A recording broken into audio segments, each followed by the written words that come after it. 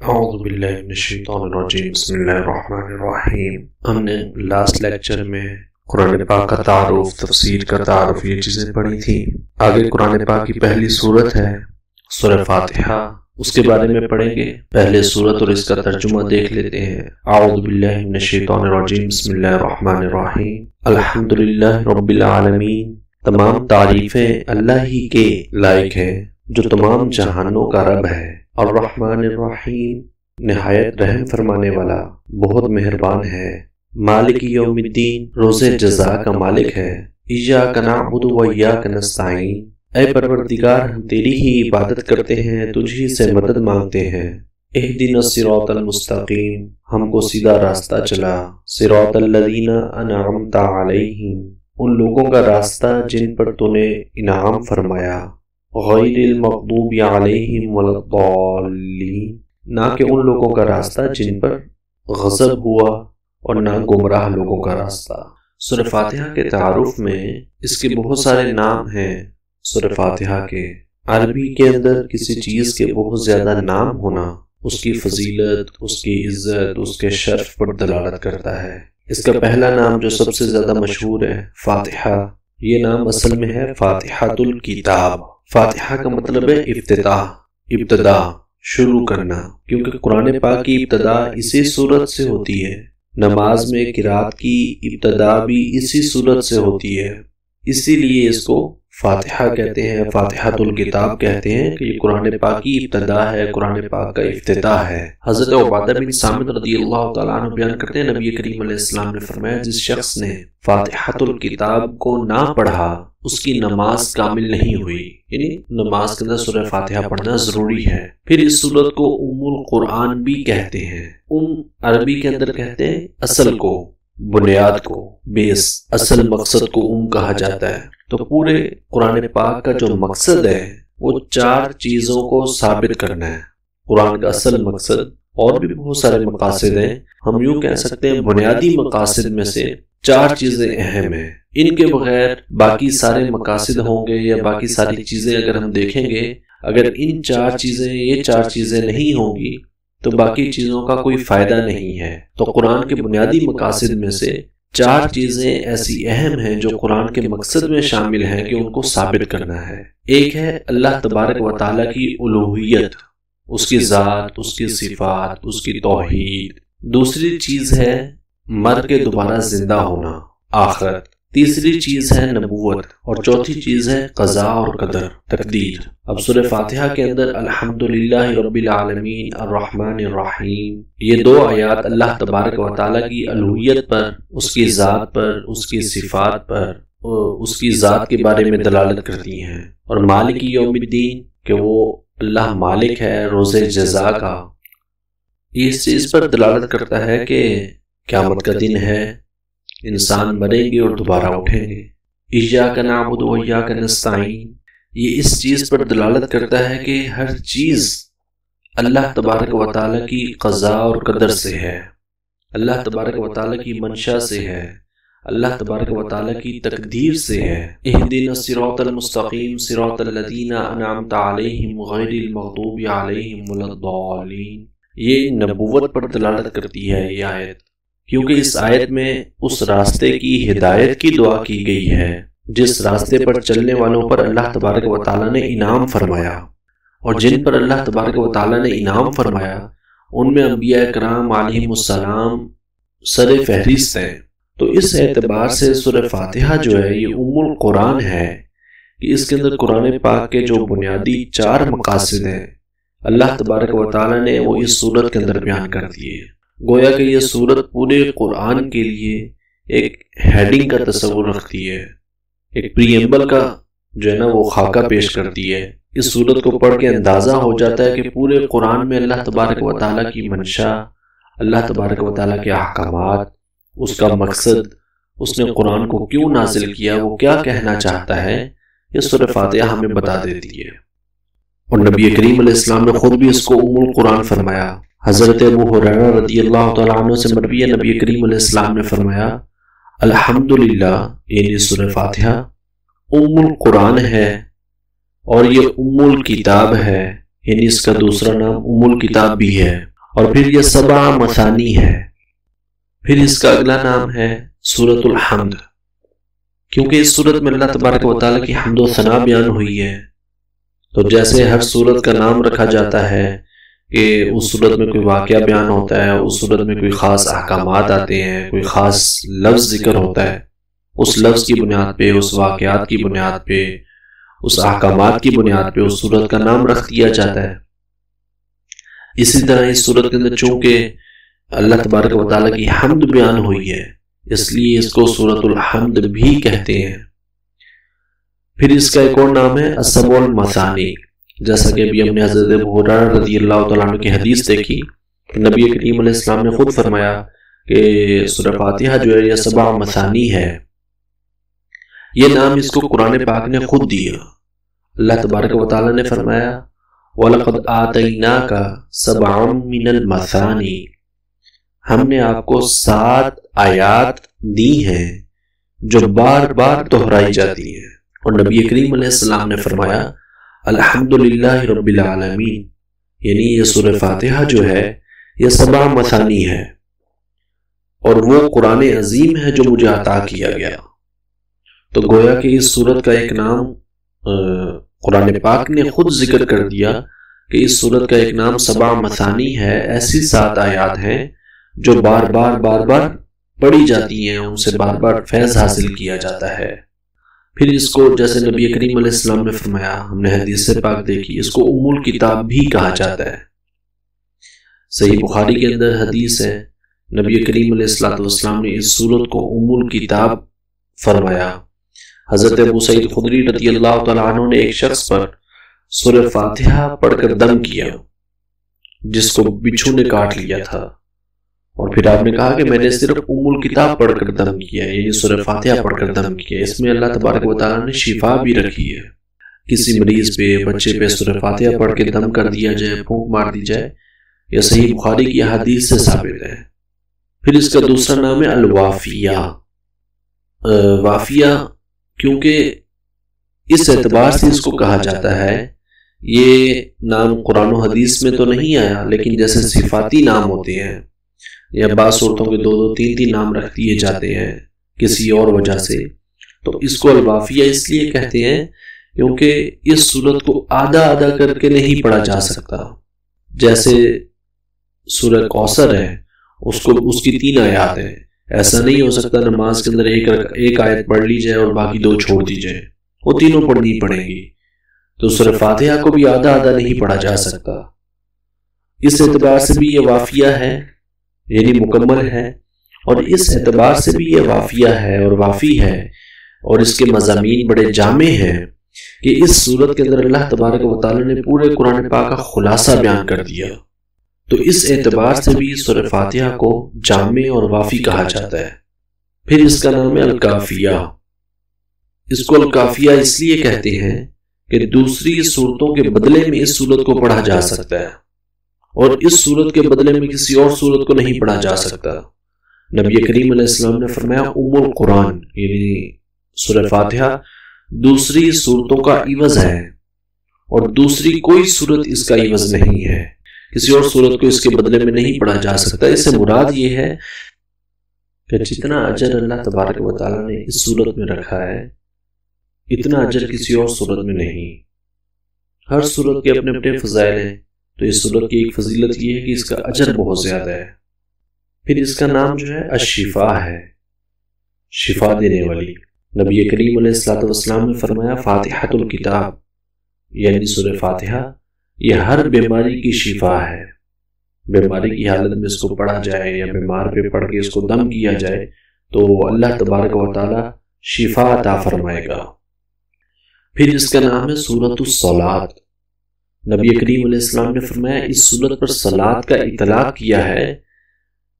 حضرت ابو ہریرہ رضی اللہ تعالیٰ عنہ سے مروی ہے کہ وہ فرماتے ہیں میں نے نبی کریم علیہ السلام کو یہ فرماتے ہوئے سنا کہ نماز کو میرے اور میرے بندے کے درمیان آدھا تقسیم کیا گیا ہے۔ یعنی اللہ تبارک و تعالیٰ فرماتا ہے کہ نماز کو میرے اور میرے بندے کے درمیان جو ہے نا وہ آدھا تقسیم کیا گیا ہے، اور میرے بندے کے لیے وہ ہے جس کا وہ سوال کرتا ہے۔ بس جب بندہ کہتا ہے الحمدللہ رب العالمین، تو میں کہتا ہوں بندے نے میری حمد کی۔ تو اس اعتبار سے یہ سورت جو ہے یہ سورت الصلاۃ بھی ہے۔ پھر سورت الدعا، اس کا نام سورت الدعا بھی ہے۔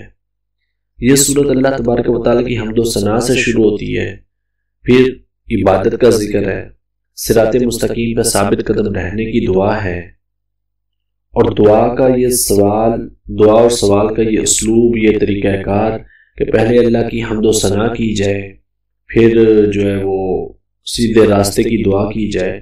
یہ طریقہ کار جو ہے اللہ تبارک و تعالیٰ نے قرآن پاک میں بھی سکھایا ہے۔ اور حضرت ابراہیم علیہ السلام کی وہ جو دعا کہ جس میں آپ نے اپنے لیے دعا کی سورۃ الشعراء کی کہ الذی خلقنی فہو یہدین والذی هو یطعمنی ویسقین واذا مرضت فہو یشفین، جس نے مجھے پیدا کیا وہی مجھے ہدایت دیتا ہے، وہی مجھے کھلاتا ہے، وہی پلاتا ہے، پھر جب میں بیمار پڑوں تو وہ مجھے شفا بھی دیتا ہے۔ پھر آگے چل کے آپ نے فرمایا اسی کے ساتھ ہی والذی یمیتنی ثم یحیین، وہی مجھے وفات دے گا، وہی زندہ فرمائے گا۔ والذی اطمع ان یغفر لی خطیئتی یوم الدین، اور اسی سے مجھے امید ہے کہ قیامت کے دن وہی میری ظاہری یا اجتہادی خطائیں معاف فرمائے گا۔ پھر آپ نے اللہ کی بارگاہ میں دعا کی حضرت ابراہیم علیہ السلام نے، ربی ہب لی حکما والحقنی بالصالحین، کہ میرے رب مجھے حکم عطا فرما، مجھے نیکوں کے ساتھ لاحق کر دے۔ وجعل لی لسان صدق فی الآخرین، میرے بعد آنے والی نسلوں میں میرا ذکر خیر جاری کر دے۔ وجعلنی من ورثۃ جنت النعیم، مجھے جنت النعیم کے وارثوں میں شامل کر دے۔ تو اب یہ جیسے حضرت ابراہیم علیہ السلام نے دعا کی کہ پہلے اللہ تبارک و تعالیٰ کی حمد و ثنا کی، پھر اسے سیدھے راستے کی، بعد میں چل کے آگے دعا کی اللہ تبارک و تعالیٰ سے، اللہ تبارک و تعالیٰ کی تعریف کی، اس کے جو ہے نا وہ صفات کا ذکر کیا، اس کے انعامات کا ذکر کیا، پھر اللہ سے دعا کی۔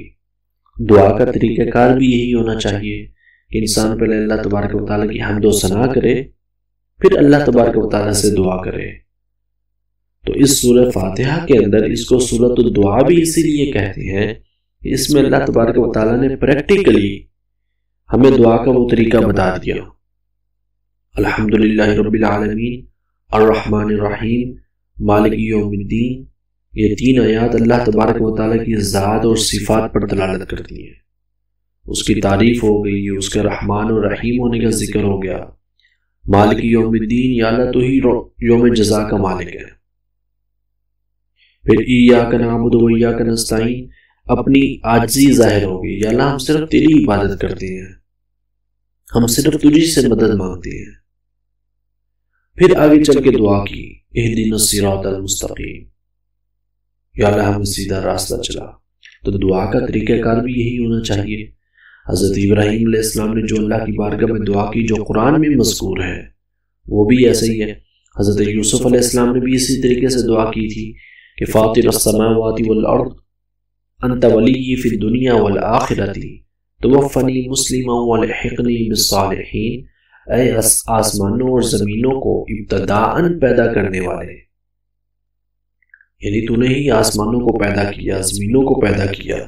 انت ولی فی الدنیا والآخرہ، دنیا اور آخرت میں تو ہی میرا کارساز ہے، تو ہی میرا مددگار ہے۔ توفنی مسلما والحقنی بالصالحین، میری وفات اسلام پر کر اور مجھے نیکوں کے ساتھ لاحق کر دے، مجھے نیک لوگوں کے ساتھ ملا دے۔ تو انبیاء کا دعا کرنے کا طریقہ بھی یہی ہوتا تھا کہ پہلے اللہ کی تعریف کی، اللہ تبارک و تعالیٰ کی حمد و ثنا بیان کی، اس کی صفات کا ذکر کیا، اپنی عاجزی کو ظاہر کیا، پھر اس کے بعد تیسرے نمبر پہ چل کے اللہ کی بارگاہ میں دعا کی کہ یا اللہ یہ میری تیری بارگاہ میں عرض ہے، یہ میری دعا ہے۔ اس کے علاوہ بھی سورہ فاتحہ کے بہت سارے نام ہیں۔ اس کو سورۃ المناجات بھی کہا جاتا ہے، اس کو سورۃ النور بھی کہا جاتا ہے۔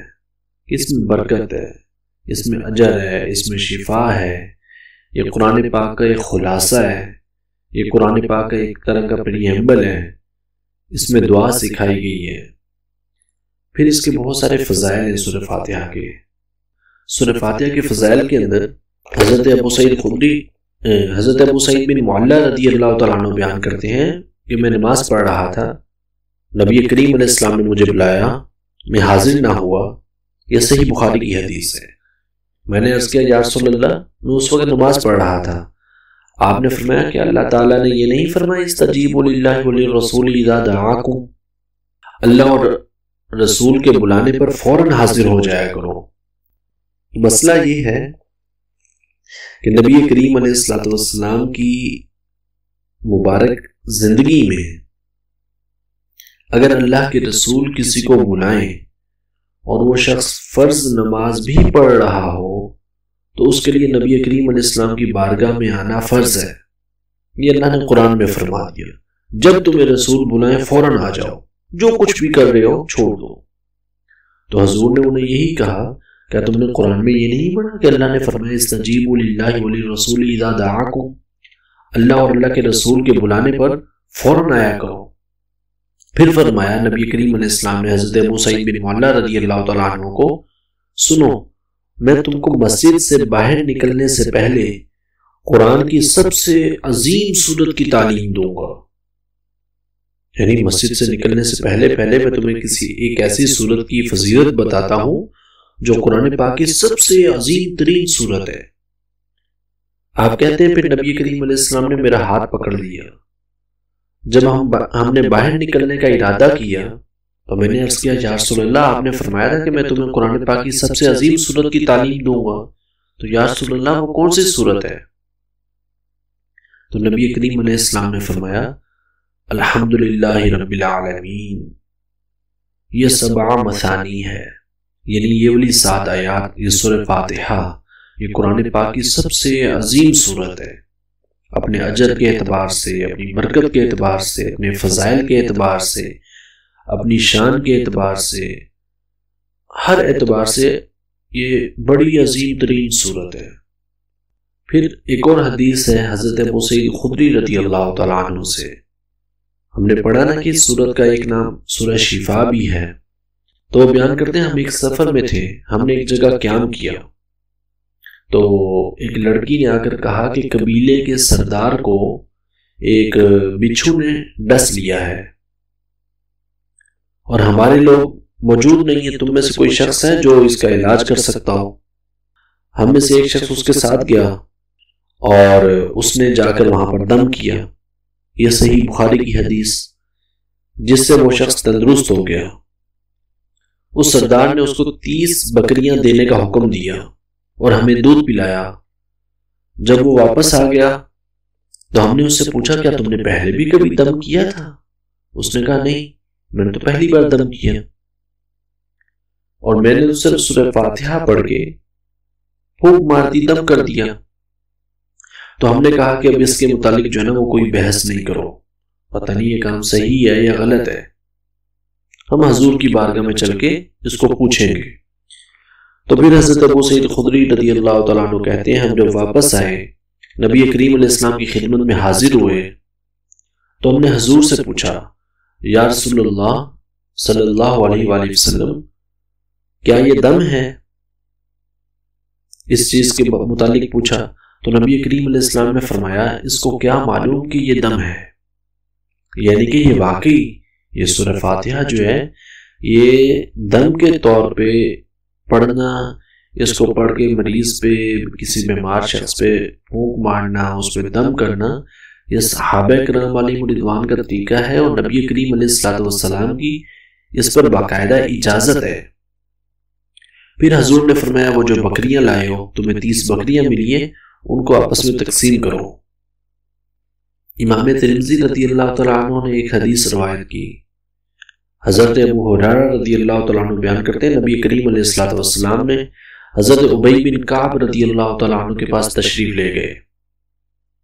نبی کریم علیہ السلام نے فرمایا اے ابی بن کعب، ابی بن کعب اس وقت نماز پڑھ رہے تھے، انہوں نے نبی کریم علیہ السلام کو دیکھا لیکن حاضر نہیں ہوئے اور جلدی جلدی جو نا اپنی نماز ختم کی، اور پھر نبی کریم علیہ السلام کی بارگاہ میں حاضر ہوئے اور عرض کیا السلام علیکہ یا رسول اللہ، یا رسول اللہ السلام علیکم۔ حضور نے فرمایا وعلیک، اور پھر فرمایا کہ جب میں نے تمہیں بلایا تو تم آئے کیوں نہیں؟ یا رسول اللہ میں نماز پڑھ رہا تھا۔ نبی کریم علیہ السلام نے فرمایا کہ تم نے اللہ کا حکم نہیں سنا؟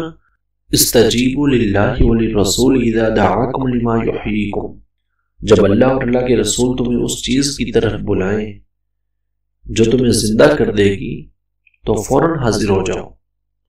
حضرت ابی بن کعب رضی اللہ تعالیٰ عنہ کہنے لگے یا رسول اللہ کیوں نہیں، میں نے سنا ہے اور میں انشاءاللہ آئندہ دوبارہ ایسا نہیں کروں گا۔ پھر نبی کریم علیہ السلام نے فرمایا کیا تم یہ پسند کرتے ہو کہ میں تم کو ایک ایسی صورت کی تعلیم دوں جس کی مثال نہ تورات میں نازل ہوئی، نہ انجیل میں نازل ہوئی، نہ زبور میں نازل ہوئی، اور نہ پورے قرآن میں کہیں اور ایسی چیز نازل ہوئی؟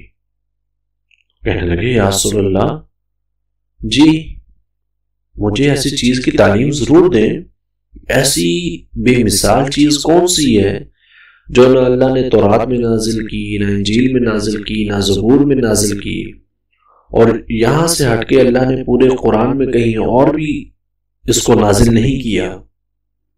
یعنی دوسری بار تیسری بار، جیسے کچھ آیات 2-3 بار نازل ہوئی ہیں، 2-3 جگہ قرآن پاک میں ایک طرح کی آیات آ جاتی ہیں۔ تو نبی کریم علیہ السلام نے فرمایا تم نماز میں کس طرح پڑھتے ہو؟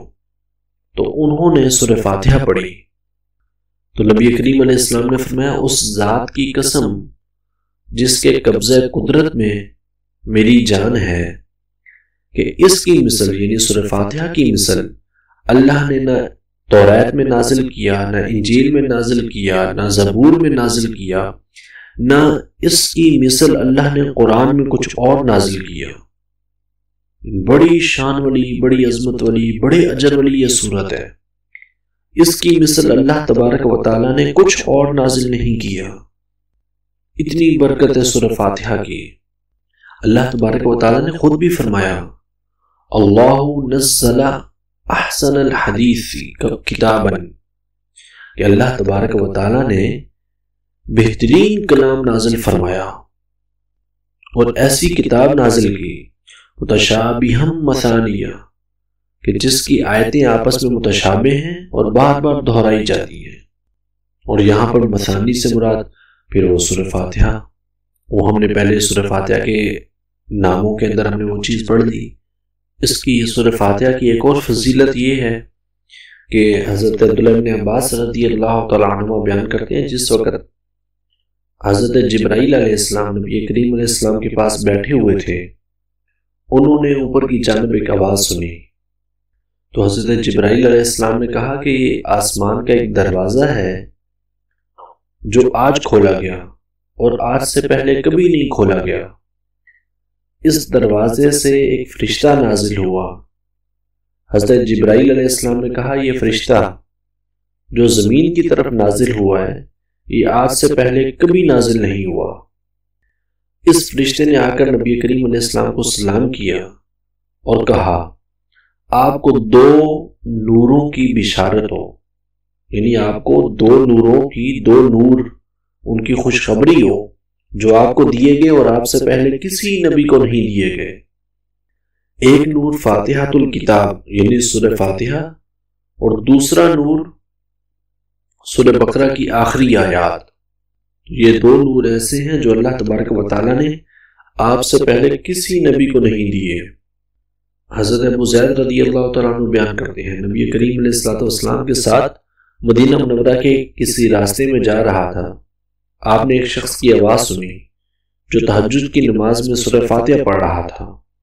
نبی کریم علیہ السلام کھڑے ہو کر اس سورت کو سنتے رہے حتیٰ کہ اس نے وہ سورت ختم کر لی۔ تو پھر نبی کریم علیہ السلام نے فرمایا قرآن میں اس کی مثل کوئی اور سورت نہیں ہے۔ پھر سورہ فاتحہ کے فضائل میں ہے کہ حضرت ابو ہریرہ رضی اللہ تعالیٰ عنہ سے مروی ہے جس دن فاتحۃ الکتاب یعنی سورہ فاتحہ نازل ہوئی اس دن ابلیس شیطان بہت رویا، اور یہ سورت مدینہ منورہ میں نازل ہوئی تھی۔ تو یہ سورہ فاتحہ کے فضائل میں نے مختصراً عرض کیے، اس کے علاوہ بھی بے شمار فضائل ہیں اس کے، احادیث کی کتب میں، تفاسیر میں بے شمار روایات ہیں جو سورہ فاتحہ کے فضائل میں ہیں۔ حضرت علی رضی اللہ تعالیٰ عنہ فرماتے ہیں کہ سورہ فاتحہ ایک خزانے سے نازل ہوئی، اور ایسے خزانے سے نازل ہوئی جو عرش کے نیچے ہے۔ تو یہ بڑی برکتوں والی سورت ہے، بہت فضائل ہیں اس کے، بہت برکتیں ہیں اس کی۔ اس میں شفا بھی ہے، اس میں دعا بھی ہے، اس میں اللہ تبارک و تعالیٰ کی حمد و ثنا بھی ہے، اس میں اللہ تبارک و تعالیٰ سے سیدھے راستے کی بھی دعا ہے، انبیاء کے راستے پر انبیاء کی اتباع میں چلنے کی دعا بھی ہے۔ ہمیں حکم دیا گیا کہ ہم ہر نماز میں اس سورت کو پڑھیں، ہمیں اس سورت میں دعا کرنے کا ایک پریکٹیکل طریقہ سکھا دیا گیا۔ اس سورت میں اللہ تبارک و تعالیٰ نے شفا رکھ دی، اس سورت میں اللہ تبارک و تعالیٰ نے پورے قرآن پاک کا خلاصہ رکھ دیا۔ اس سورت کی مثل اللہ تبارک و تعالیٰ نے کچھ اور نازل نہیں کیا۔ اللہ تبارک و تعالیٰ نے یہ سورت پچھلے انبیاء میں سے کسی نبی کو نہیں دی۔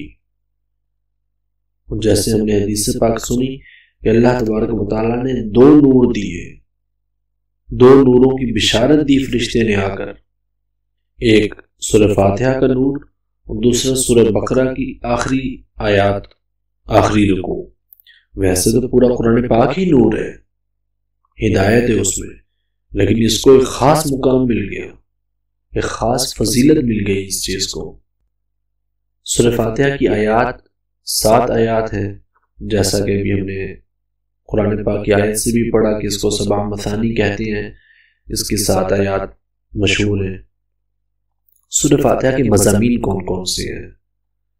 قرآن پاک کے جو مضامین ہیں نا، ان میں توحید ہے، کیونکہ نزول قرآن کے وقت دنیا میں بت پرستی تھی، عرب ہوں یا عجم ہوں، پوری دنیا میں شرک ہی شرک تھا۔ کوئی بتوں کی پوجا کرتا تھا، کوئی انسانوں کی پوجا کرتا تھا، کوئی سورج چاند کی عبادت کر رہا ہوتا تھا، مطلب ہر طرف شرک ہی تھا۔ بہت کم لوگ تھے، بہت کم لوگ جو شرک سے بچے ہوئے تھے۔ دوسرا، قرآن پاک کے مضامین کے اندر نبوت ہے، جیسا بھی ہم نے پہلے بھی پڑھا کہ سورہ فاتحہ کے 4 مقاصد ہیں، قرآن پاک کے 4 مقاصد ہیں، وہ چاروں سورہ فاتحہ کے اندر بیان ہو گئے۔ تو نبوت ہے، نبوت ضروری ہے اللہ تبارک و تعالیٰ کے احکامات کو جاننے کے لیے، ماننے کے لیے، ان پر عمل کرنے کے لیے ہمارے پاس کوئی نہ کوئی نمونہ ہونا چاہیے، کوئی ایسی شخصیت ہونی چاہیے جو اللہ کے احکامات ہم تک پہنچائے، جس کی بات ہم مانیں۔ تو نبوت ضروری ہے، تو قرآن پاک کا ایک مضمون وہ نبوت ہے۔ پھر عبادت ہے، قرآن نے عبادت کرنے کا حکم دیا، عبادت کرنے کا طریقہ سکھایا، عبادت کی اقسام بیان کی۔ پھر وعدہ اور وعید ہے کہ اللہ تبارک و تعالیٰ کی طرف سے اچھے اعمال کرنے پر انعام ہے، برے کام کرنے پر عذاب ہے۔ اس چیز کی وعید اور انعامات قرآن میں بیان ہوئے۔ پھر قرآن پاک میں مختلف قصے اور مثالیں بیان ہوئیں، صالحین کے واقعات، پرانی امتوں کے واقعات بیان ہوئے، اچھے لوگوں کے واقعات بیان ہوئے، اور نافرمان لوگوں پر عذاب کی عبرت انگیز مثالیں بیان ہوئیں۔ پھر مر کر دوبارہ زندہ کیے جانے اور مومنین کے لیے جزا اور کفار کے لیے سزا کا بیان ہے قرآن پاک میں۔ دعا قرآن پاک میں سکھائی اللہ تبارک و تعالیٰ نے، دعا کرنے کا حکم دیا، بہت ساری دعاؤں کا ذکر کیا۔ اور سورہ فاتحہ کے اندر یہ جتنے مضامین ہیں جو قرآن پاک کے مضامین ہیں وہ سارے سورہ فاتحہ کے اندر رکھ دیے گئے۔ اچھا، ایک چیز جو بڑی اہم ہے، قرآن پاک کے مضامین کا احاطہ کرنا، ان کو تمام کو بیان کر دینا، ان کی لیمیٹیشن کرنا یہ ممکن نہیں ہے۔ لاکھوں، کروڑوں، اربوں مضامین ہوں گے قرآن پاک کے، قیامت تک کے لیے کئی جدید سے جدید، نئے سے نئے علوم آئیں گے، نئی سے نئی فیلڈز آئیں گی، قرآن ان میں بھی رہنمائی کر دے گا۔ لیکن تفاسیر کی کتب میں، یا یوں کہنے کے اکثر مذہبی کتب میں، ان 6-7 چیزوں کو پوائنٹ بنایا جاتا ہے: توحید، نبوت، عبادت، وعدہ اور وعید، خوشخبریاں اور اللہ کے عذاب سے ڈرانا، اور پرانی امتوں کے واقعات، مرنے کے بعد اٹھنا اور دعا۔